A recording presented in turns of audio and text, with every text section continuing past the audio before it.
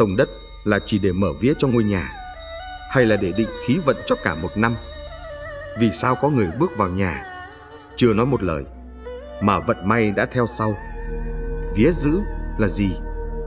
Phúc dày đến từ đâu? Và khí vận của một con người thật sự bắt đầu từ đâu?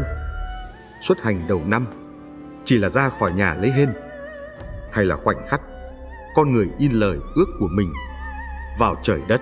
Tài thần, hỷ thần đang ở đâu trong đêm đầu năm?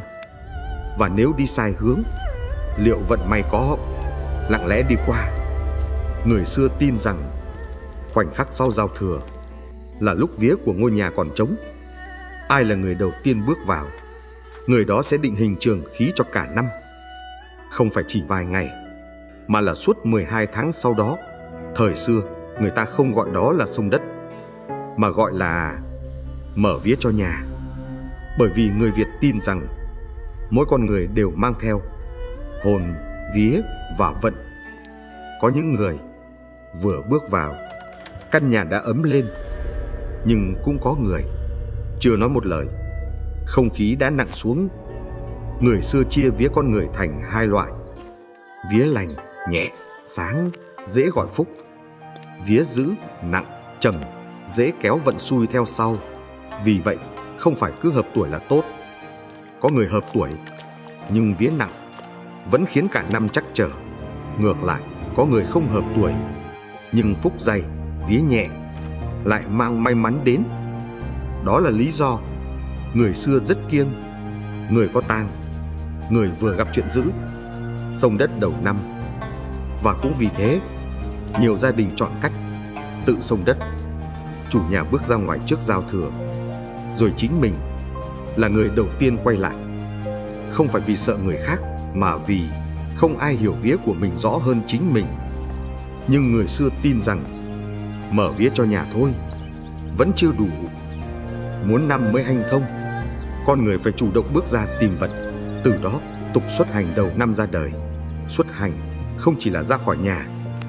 Với người xưa, đó là bước chân đầu tiên ký lời ước với trời đất.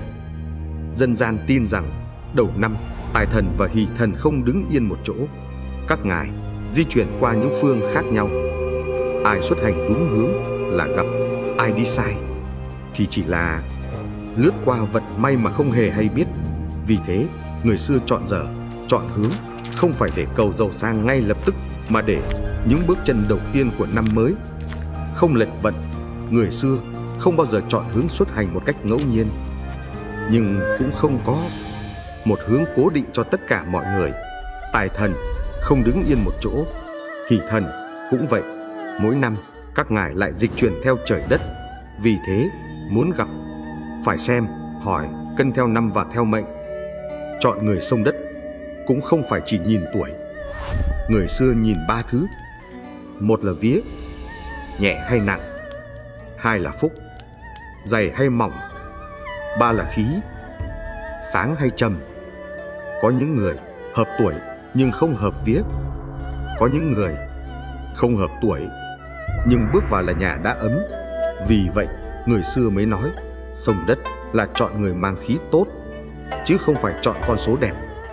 Người xưa tin rằng vận may không tự nhiên mà đến. Nó được mở ra từ những khoảnh khắc rất nhỏ. Một bước chân vào nhà, một bước chân ra khỏi cửa. Trong đêm giao thừa, khi ranh giới âm dương còn mỏng. Và dù tin hay không, người Việt vẫn giữ những tục lệ ấy như một cách mở lòng với một năm mới.